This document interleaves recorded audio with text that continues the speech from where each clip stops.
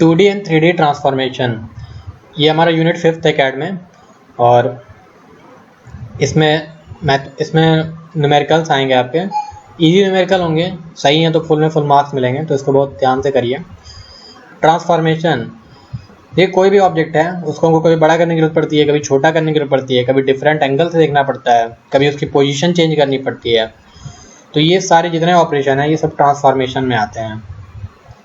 इसमें कुछ मैट्रिक्स के बेसिक रूल्स का यूज़ होता है, तो कैसे क्या होगा वो हम देखते हैं आगे। Transformation means basically change in the initial appearance of any object by applying some mathematical rules.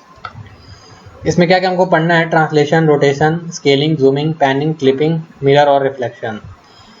पहले हमें इन सब का 2D ट्रांसफॉर्मेशन देख लेंगे।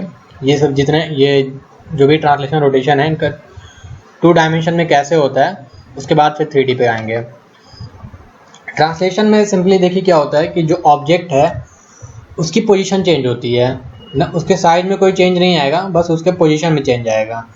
तो और देखिए ये सबसे बेसिक वाला ट्रांसफॉर्मेशन है।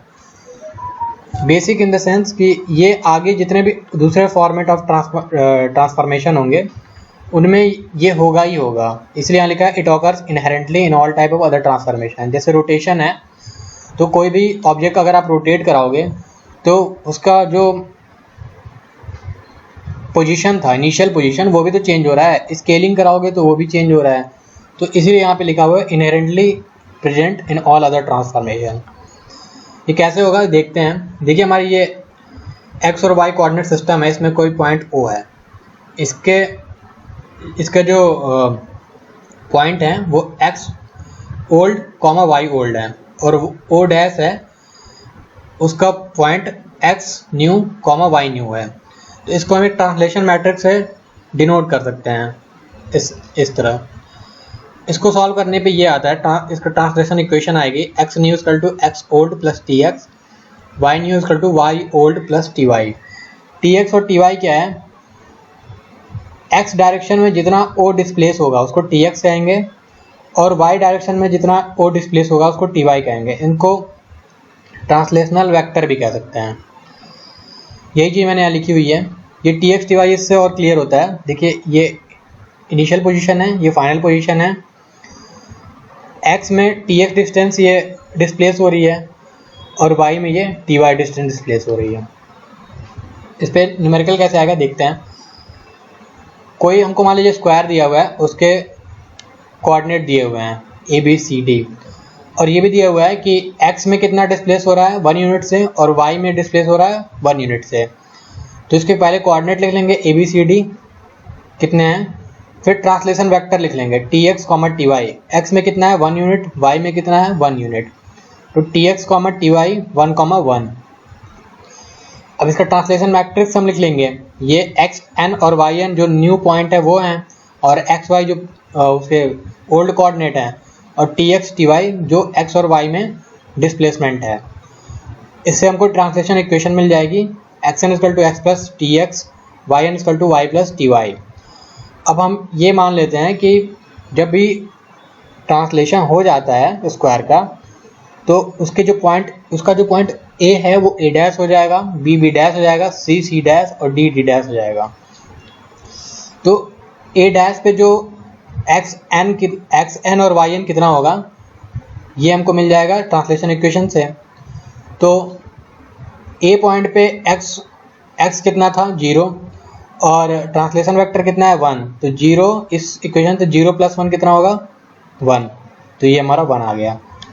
ऐसे ही ये वाई एन कितना होगा, ए पॉइंट पे वाई था 3 और टी वाई कितना था 1, तो 3 प्लस इस इक्वेशन से 3 प्लस 1 4, तो हमारा X N Y N A dash point पे यानी कि नए पॉइंट पे 1,4 होगा। ऐसे ही हम सारे पॉइंट पे इसको डिफाइन कर सकते हैं, और फिर जब हम ट्रांसलेशन हो जाएगा तो उसको ऐसे ड्रॉ कर सकते हैं।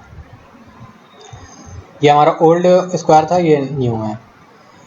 इसको दूसरे तरीके से भी कर सकते हैं, इसमें थोड़ा टाइम कम लगता है। देखिए ये हमारा इनिशियल पोजीशन है, ये फाइनल पोजीशन है। इसके कोऑर्डिनेट दिए हुए हैं, तो इसको हम इस मैट्रिक्स से भी डिनोट कर सकते हैं। ये फाइनल पोजीशन है, ये इनिशियल पोजीशन है, और यहाँ पे एक एडिशन 1 एक 1 लिख देते हैं।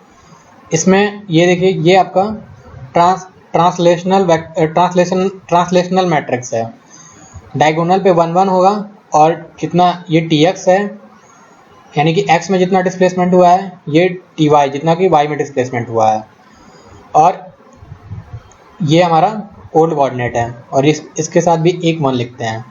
इसको शॉर्ट में ऐसा डिनोट कर सकते हैं। तो एक क्वेश्चन करते हैं। तो हमको एक स्क्वायर दिया हुआ है, इसके कोऑर्डिनेट ये ABCD हैं। tx में डिस्प्लेसमेंट 2 यूनिट की है, y में डिस्प्लेसमेंट 2 की है। तो इस वैल्यू को हम इस मैट्रिक्स में पुट कर लेते हैं।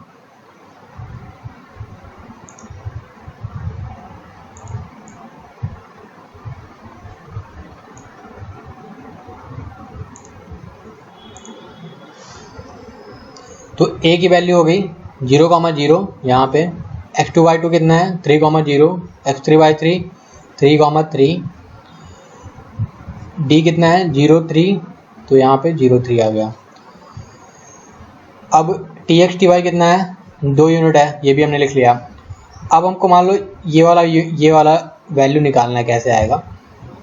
तो पहला रो का मल्टीप्लिकेशन होगा पहले कॉलम में, तो 0 × 1 0, 0 × 0 0, 1 × 2 2, इन तीनों को जोड़ देंगे, कितना आ जाएगा 2।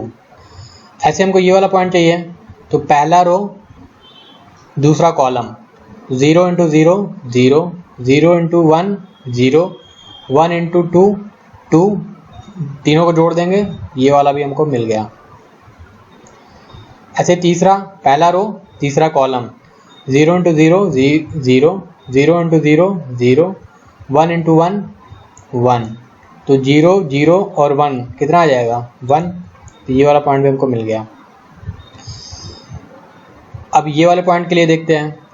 तो दूसरा रो पहला कॉलम, तो 3 × 1 3,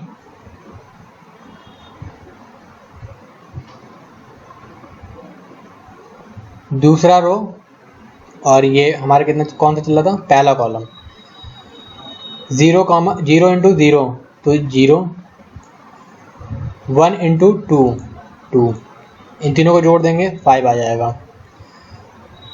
ये वाला पॉइंट, तो देखो ये वाला पॉइंट है ना, दूसरा रो दूसरा कॉलम, ठीक है। देखो यहाँ पे भी कितना आ रहा है, ये दूसरा रो दूसरा कॉलम का इंटरसेक्शन आ रहा है, तो रो इसमें लेंगे और कॉलम इसमें लेंगे, ठीक है। तो 3 × 0 0, 0 × 1 0, 1 × 2 2, तो ये भी हमारा आ गया। तीसरा, अब देखो ये आ रहा है दूसरा रो और तीसरे कॉलम का इंटरसेक्शन है, तो दूसरा रो इसमें दूसरा रो लेंगे, और इसमें क्या आ रहा है तीसरा कॉलम, तो ये तीसरा कॉलम, तो 3 × 0 0, 0 × 0 0, 1 × 1 1, तो यहाँ पे 1 आ जाएगा, ठीक है। ऐसे ही ये वाला, ये होगा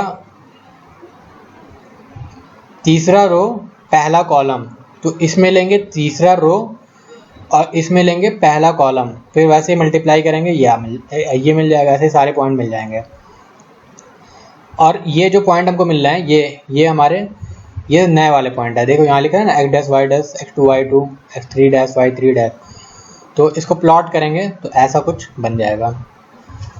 तो ये दो तरीके से हम ट्रांसलेशन के न्यूमेरिकल सॉल्व कर सकते हैं, इन दोनों को अच्छे से देख लीजिएगा।